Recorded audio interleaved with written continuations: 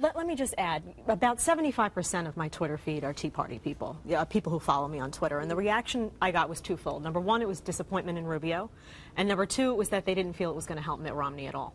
That they didn't feel that Rubio saying this was going to sway their decision. So what's the other There was option, one though? thing, though, that Rubio said that I think sounded like too much of a ringing endorsement for these people.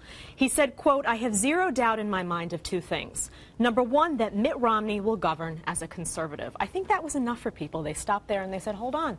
He doesn't have a record of governing as a conservative, so why do you think that he's going to govern as a conservative now, and why do you have zero doubt about that? I think that made a lot of Tea Party people uncomfortable.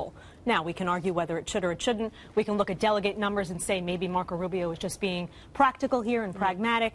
But these are people who elected Marco Rubio because they thought he was someone that was going to go into Washington and dig his heels in. They don't see an endorsement of Mitt Romney as digging his heels in. But what was the other option, though? I think the other option was to wait and see who the nominee was, and whoever that is, then to go full force ahead and say, okay, this is our guy against Barack Obama. It's not enough that he views this as best for the party and best for beating Obama in the long run. There's a big difference between supporting the nominee and coming out and giving an endorsement ahead of time. And I was advising every conservative, Marco Rubio, Sarah Palin, I was saying stay out of it. There's no other way. We've done the math. I don't this out, and these guys are trying to jump over the line of scrimmage. I'm not a fan of telling anyone to drop out. I think that Gingrich will probably be the next one to go. People are saying he's having these meetings, backroom meetings with Mitt Romney, looking for possibly funding. I think he's still looking for a post for himself. But I feel really comfortable with these guys going to the end if they have to and let everyone make their decision. I think their voices are being heard right now, and you're right. This is probably going to be our inevitable nominee, but that doesn't mean that people who are standing on principle need to jump out and say,